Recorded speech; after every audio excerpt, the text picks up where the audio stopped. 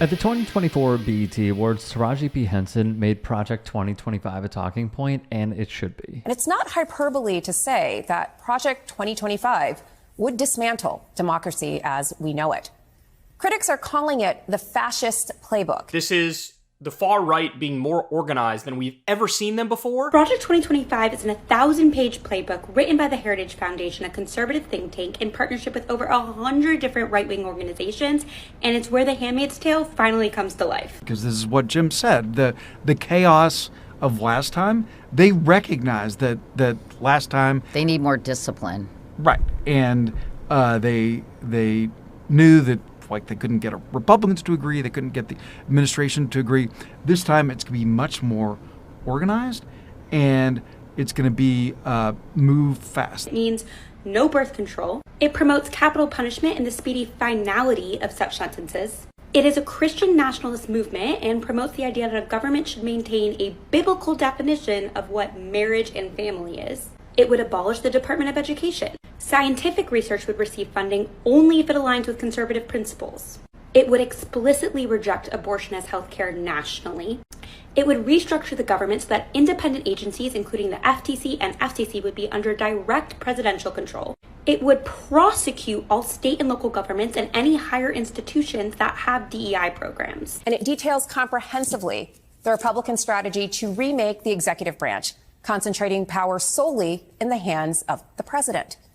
But as the far right is well aware, this project can't proceed without restructuring our government's foundations, without eliminating the legal obstacles and checks on the president, like, for example, the Department of Justice, which is why there's a whole chapter in Project 2025 about the DOJ. It's a controversial idea known as unitary executive theory that would streamline decision-making and potentially replace many career civil servants with political appointees presumably loyal to Mr. Trump.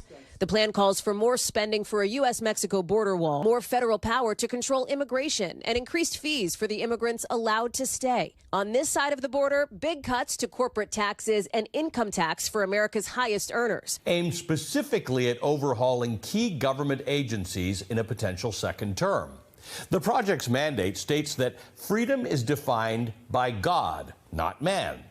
The radical plan calls for defunding the Department of Justice, dismantling the FBI and the Department of Homeland Security and Health and Human Services. I don't know how else to put this other than if you read this document, you will know it is terrifying.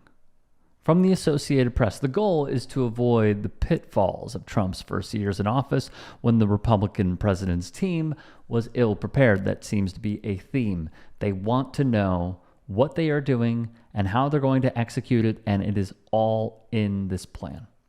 His cabinet nominees had trouble winning Senate confirmation, and policies were met with resistance by lawmakers, government workers, and even Trump's own appointees who refused to bend or break protocol or in some cases violate laws to achieve his goals. The outlet would call its language apocalyptic.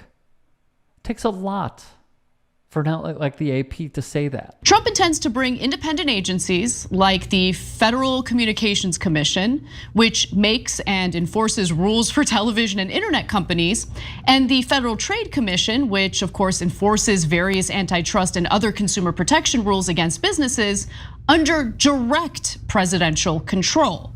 Now, again, these are supposed to be independent agencies. Yes, they're federal agencies, but the president of the United States is not supposed to influence these agencies or have any impact on whether or not the heads of these agencies remain in those positions or get fired. These are government agencies tasked with doing incredibly important things, including regulating the food we eat, the drugs we take, protecting the environment, keeping consumer products safe for us all.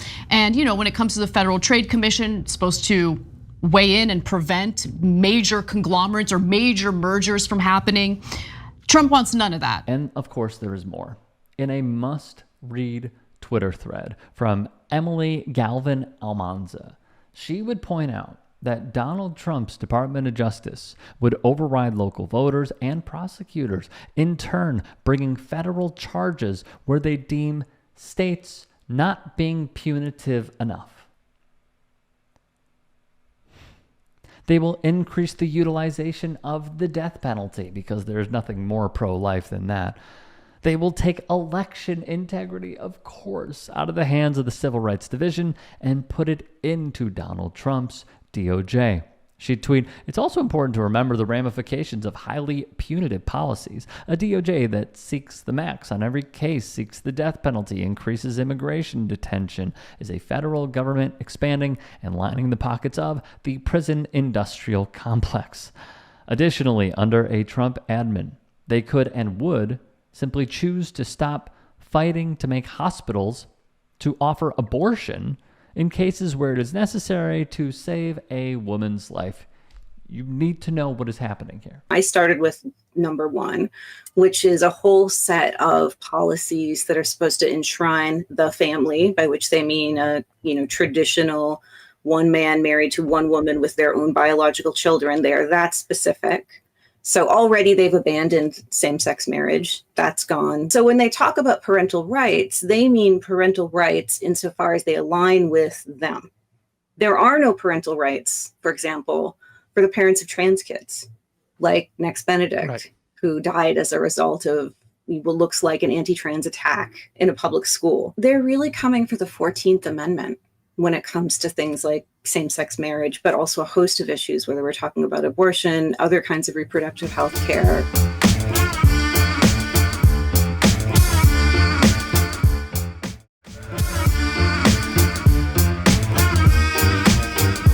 Project 2025 would propose requiring military service and has many people concerned about the reinstitution of the draft. And speaking of the military, they have tried to do this previously and are almost guaranteed, in my view, to do it again because they have laid the groundwork of how they want to screw over veterans by making so many cuts, including to the VA, additionally making service members potentially pay for their own health care, cuts to disability insurance for veterans, military housing, and much, much more. How? Over the years, and I understand this country has failed our veterans, but how someone can be a veteran and vote for this is literally stabbing themselves over and over again. That's what this is. That is the stark reality of Project 2025. They want to abolish lots of government agencies, the Department of Education, Health and Human Services. And so the scale of this leads me to think about the way that authoritarian regimes actually operate, which is if you get rid of a lot of government and then you've got your smaller army of loyalists, it allows the leader and his cronies and his inner circle and his family are often in there. There's talk of Jared Kushner being Secretary of State. They are the ones, a small number of people who actually run government. And they take away the rights of millions, and it's like a band of cronies. And that's the way that authoritarian states actually operate. Ruth Ben-Ghiat, professor of history and scholar of authoritarianism, rang the alarm on Project 2025. And this is just some of it. This is not all of it. It's 900 pages of what conservatives want out of this country, which is a Christo-fascist dictatorship. We have seen how the wheels have been in motion with the recent SCOTUS rulings, which are absurd. Presidential immunity, although they have had it in the past, each president has, let's be clear. For them to signal now, at this point in time, shows me many things. The first is, we have seen how one election will sway the country for 40 years, 50 years, 60 years, 100 years.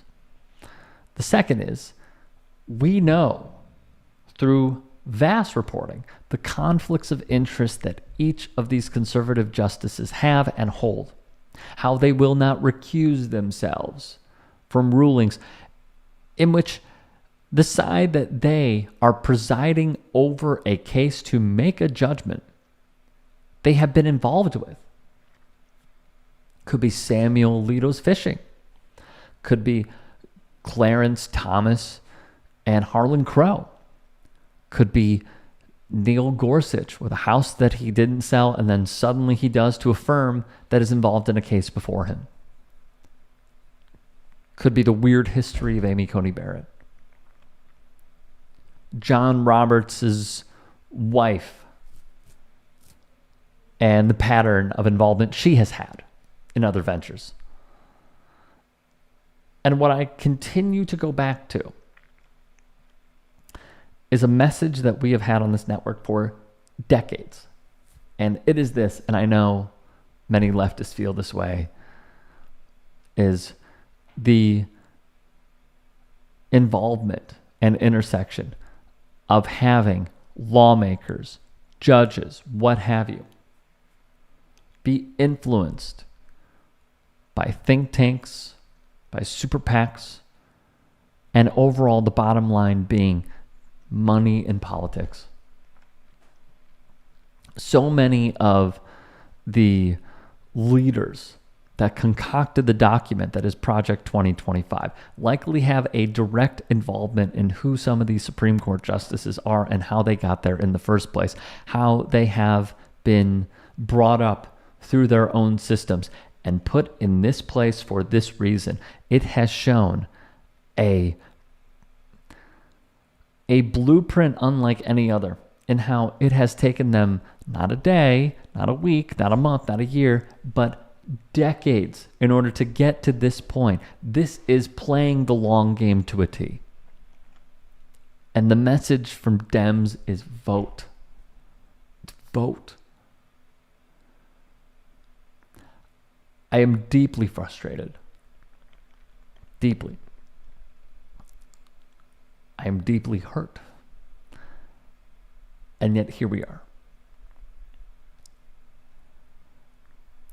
I understand there are many people who are upset for many reasons. I share those. But when I look at this, I don't, as a realist, I don't know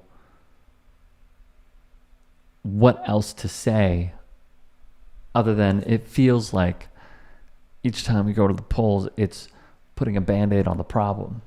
And now the Band-Aid has come off and we need surgery. And instead of the Dems performing it, they say, let's put another Band-Aid on it.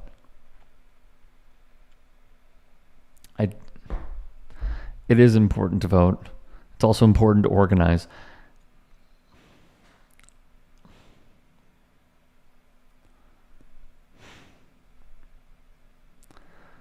There are many, many thoughts that I want to say that I can't. But just know that I share your frustrations. Simultaneously, they are telling us what they're going to do. So, singularly and collectively, what are we going to do about it?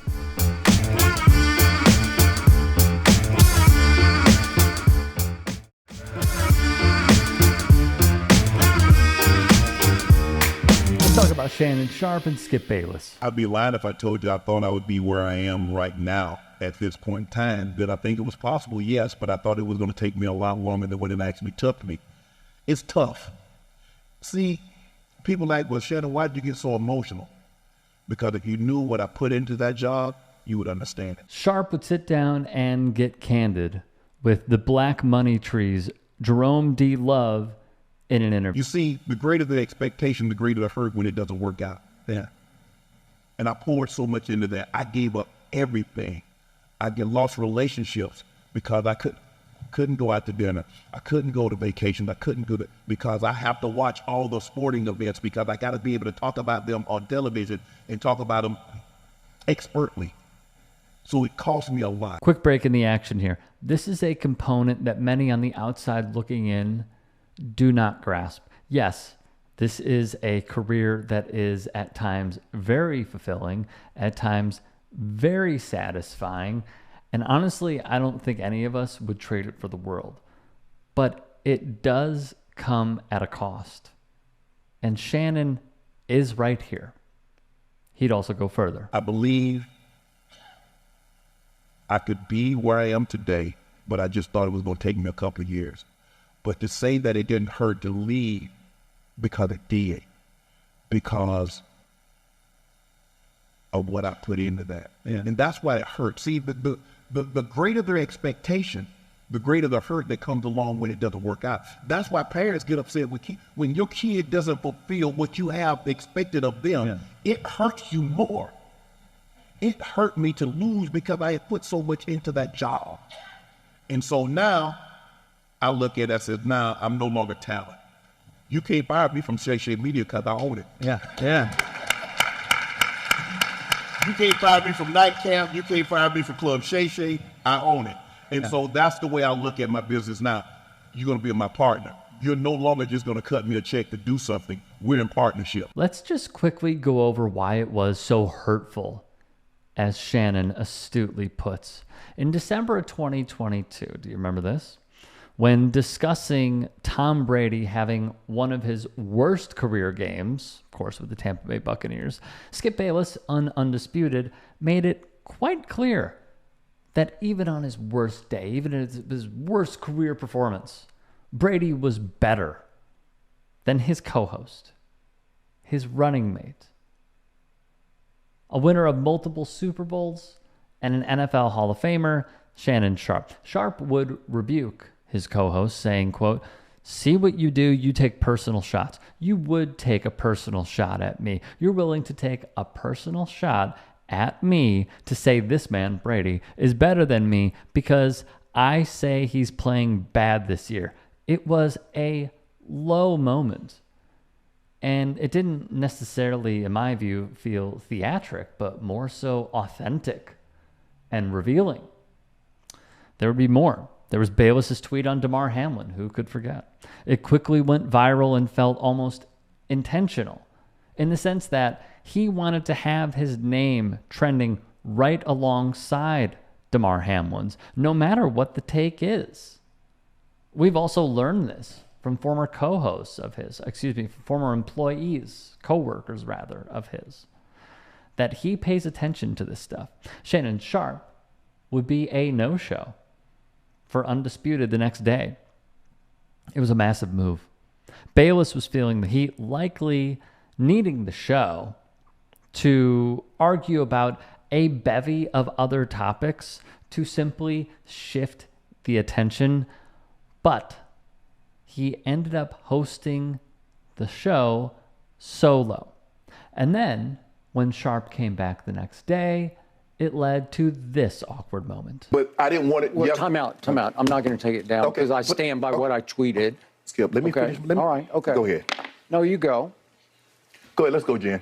Okay. I mean, I cannot even get through a monologue without you interrupting me. Well, you could have came back, Skip. Well, I thought, Skip, just let. I didn't know you were going to bring up No, this. I was just going to say, Skip, I didn't want to yesterday to get into a situation where Damar Hamlin was the issue. We should have been talking about him and not get into your tweet. And truth be told, it would only get worse. That's what I was going to do. But you can't even let me finish my opening monologue without you interrupting. Okay. I was under the impression you weren't going to bring this up because nobody here had a problem with that tweet. No, clearly the bosses wanted you to offer explanations, so clearly somebody. No, they did not have. Nobody. Let's go, Jen. Front Office Sports would then go on to report that the relationship just kept deteriorating and it hit, quote, an all-time low. Sources also told the outlet Bayless had few allies left. And this is something that Matt Barnes would even speak on. Allies and also enemies.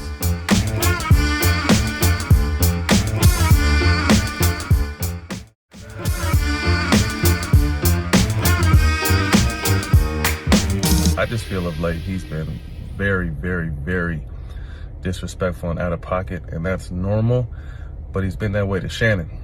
And you can see Shannon bite his tongue. You can see him, do deep breaths from not jumping across that table and wringing that man's neck. But I think Skip's day is coming. And it may not be from a firing standpoint because, we know white men in this profession can kind of get away and do what they want. Just is what it is. And it makes good TV. Remember, controversy sells. So, of course, Fox are going to want to keep those type of ratings. Barnes would also indicate that he had to put out some fires too. But I know personally, that I've had to diffuse two situations, one with the coach and one with the NBA player. They wanted to skip up. Personally, I've had to do it. One was this year, one was last year. But personally, I had to reach out to Unc and set up a conversation for people who wanted to skip up. But, you know, luckily cooler heads have prevailed. But, I mean, I just see it's just gone too far, in my opinion. There were other reports that surfaced that, simply put, Shannon Sharpe did not want to be the kingmaker of the show. He didn't want to be the leader of the show. He wanted to be an equal partner in the show alongside Skip Bayless. Because according to the reporting, Bayless was the one who picked the topics. Sharpe wanted to have an equal say. And apparently that was too much. The nail in the coffin on Bayless and his tanking ratings would be this. From FOS's Michael McCarthy. It boils down to Bayless's ego and status. He'd write, virtually nobody wants to work with Skip Bayless. And in his heart of hearts, Bayless probably doesn't want to work with anybody outside of his brother from another, ESPN's Stephen A. Smith. Obviously, that ship has sailed. In June of 2014, Shannon Sharpe would leave Fox Sports and Undisputed. It was a tearful goodbye from the Pro Football Hall of Famer. Not long after, he would sign a deal with ESPN, and he would go to the rival show of Undisputed, First Take, where he is a daily, weekly fixture and covers many topics. Additionally, Fox Sports did not retain the rights to his Club Shay Shay podcast. He took that with him as well. Shannon Sharpe would launch Nightcap with Chad Ochocinco. They've already grown to 1 million subscribers. To say that Shannon Sharpe is winning is a severe understatement, to say the least. Continuously, though, and repeatedly, not just on his individual independent ventures like the ones I just listed, he is also a part, whatever part you believe, that is up to you, of First Take trouncing Undisputed in the ratings battle. It's not even a battle anymore as much as it is a pro basketball team against a JV team. I mean, the ratings are porous for Undisputed. Porous. The most recent numbers are that a measly 77,000 people tuned in to Undisputed. Incredible. My final thoughts are this. First off, Shannon Sharpe and his honesty on the subject is welcome. Because there are many of us in this industry who take chances.